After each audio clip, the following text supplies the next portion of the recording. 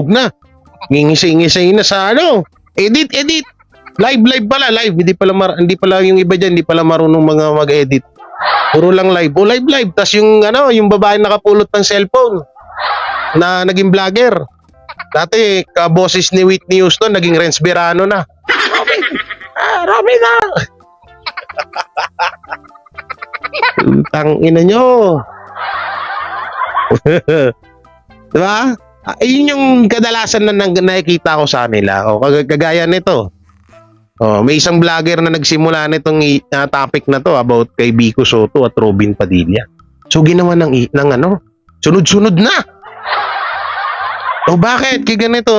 Alam nyo, sa dinami-dami pong mga nag-viral na video, at ganito rin ang naging kondisyon sa kay Mayor Vico Soto. Hindi nila ginawan. Alam nyo bakit?